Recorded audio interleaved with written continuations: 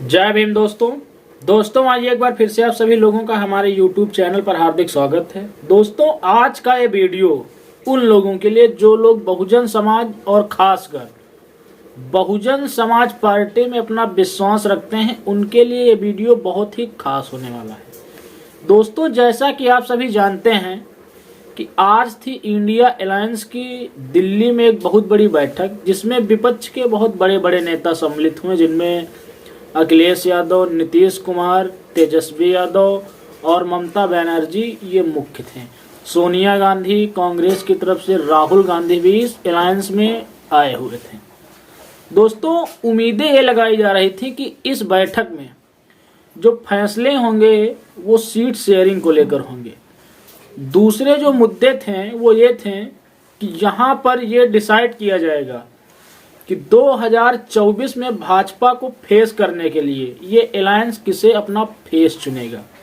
कुछ अन्य मुद्दे थे जिनमें था ईवीएम को लेकर विपक्ष थोड़ा सतर्क होगा और 2024 का चुनाव ईवीएम मुक्त करवाने का प्रयास करेगा। अन्य एक जो सबसे बड़ा मुद्दा था वो जाति जनगणना को लेकर था। और इसी बीच ये सुगबुगाहट थी कि अलायंस की इस बैठक का एक मुद्दा बीएसपी सुप्रीमो मायावती जी भी होंगी।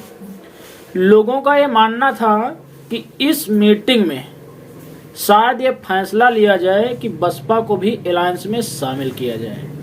दोस्तों ये फैसले तो इस अलायंस में नहीं हो पाए, बावजूद इसके सपा के महासचिव शिवपाल सिंह यादव ने बीएसपी पे तंज कसते हुए कहा कि जब तक वो बीजेपी से दूरियां नहीं बनाएंगी उनको अलायंस में नहीं लिया जाएगा।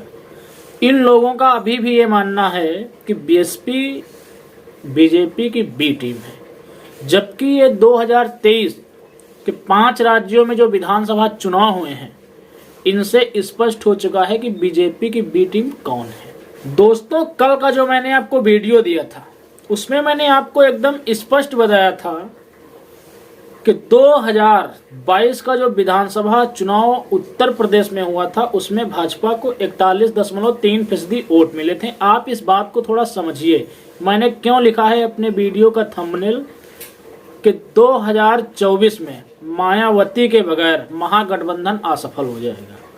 मैंने कहा 2022 विधानसभा चुनाव में भाजपा को 41.3% वोट मिले थे और उसने सरकार बनाई थी। सपा और बसपा इन दोनों को अगर सम्मिलित रूप से देखें तो इनको लगभग 45% वोट मिला था उत्तर प्रदेश के अंदर। मैंने कल की वीडियो में बताया था कि अगर सपा बसपा का गठजोड़ यूपी में हो रहा है तो ये एक बहुत बड़ी शक्ति बनेंगे। और 2019 का एक माहौल दूसरा था। इस बार इस देश का बहुजन सजग है, तो 2019 से हटकर 2024 के परिणाम आते हैं अगर सपा और बसपा का गठजोड़ होता। दोस्तों आपको मैं और बताता चलूं कि बगैर मायावती को इस अलायंस में लिए ये गठबंधन असफल हो जाएगा। इसकी चर्चाएं इस देश में बड़े बड़े राजनीतिक विश्लेषकों ने भी किया है। साथियों आपको एक बात मैं और बताता चलूं कि ये भी सुगबुगाहटें हैं बीच बीच में कि उत्तर प्रदेश को अखिलेश यादव और जयंत चौधरी इस अलायंस की तरफ से संभालेंगे 2024 के लिए। इसी बीच आपको बताता चलूं, अगर आपके मन में कहीं से विचार आ गया है कि 2022 की अपेक्षा समाजवादी पार्टी और उसका जो गठबंधन था वो उत्तर प्रदेश में मजबूत हुआ है, तो ये आपकी भूल है, ये और कमजोर हुआ है। दोस्तों 2022 में आप समझने का प्रयास कीजिए, 2022 में समाजवादी पार्टी को जो वोट मिले उन वोट प्रतिशत में ओम प्रकाश राजभर के भी वोट शामिल थे और उन्होंने अब इस अलायंस से दूरी बना ली है और वो भारतीय जनता पार्टी के साथ हैं। हो ना हो उनके 6 विधायक अब भारतीय जनता पार्टी के साथ हैं और उनके पक्ष में जो भी वोट था वो भाजपा के पाले में जाएगा।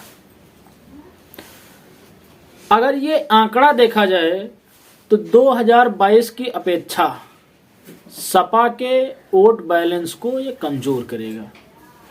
1% ले जाएंगे, 2% ले जाएंगे, लेकिन कमजोर करके जाएंगे। तो दोस्तों मैं फिर कह रहा हूं, अभी भी समय है। अगर 2024 के लोकसभा चुनाव में उत्तर प्रदेश के अंदर बीजेपी का सुपड़ा साफ करना है तो सपा बसपा का गठबंधन होना बहुत जरूरी है। इसके बगैर आप बीजेपी को उत्तर प्रदेश में नहीं रोक पाओगे, और अगर उत्तर प्रदेश में नहीं रोक पाए तो दिल्ली की गद्दी पर बैठने से कभी नहीं रोक पाओगे, क्योंकि ऐसा कहा जाता है कि दिल्ली का रास्ता उत्तर प्रदेश से होकर ही गुजरता है। जो उत्तर प्रदेश में बाजी मारेगा वही दिल्ली की गद्दी पर बैठेगा।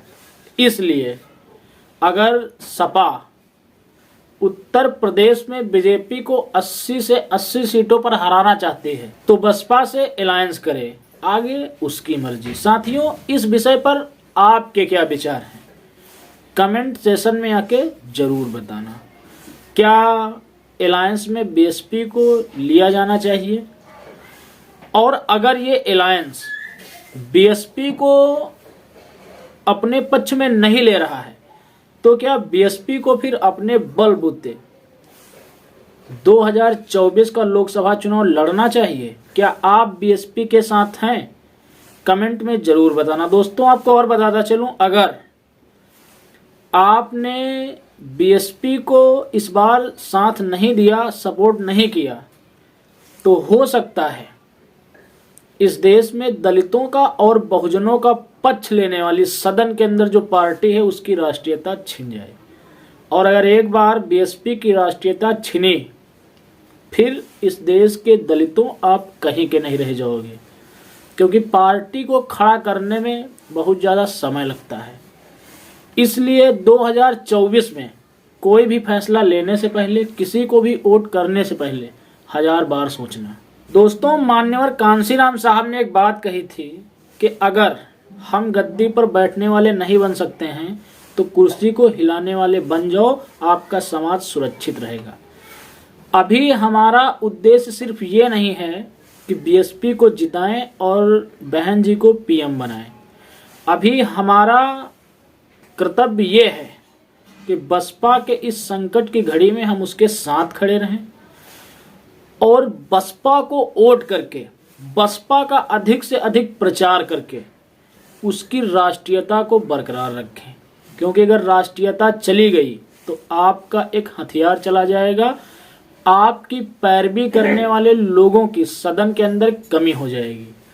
सदन के अंदर आपके लोगों की कमी ना हो, आपकी आवाज़ सदन के अंदर बहुजन समाज पार्टी के माध्यम से बराबर गूंजती रहनी चाहिए। इसलिए शासन और सरकार का लालच ना देखकर मूवमेंट को जीवित रखने के लिए आप बसपा के साथ ही रहना, क्योंकि बीएसपी सुप्रीमो मायावती जी कभी भी इस देश के दलितों के विरुद्ध कोई भी फैसला नहीं लेती हैं।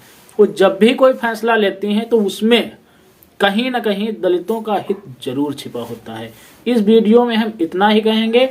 आगे मिलेंगे एक अगले वीडियो में एक अगले मुद्दे के साथ। तब तक के लिए आप सभी को मेरा सादर जय भीम, जय भारत, जय संविधान।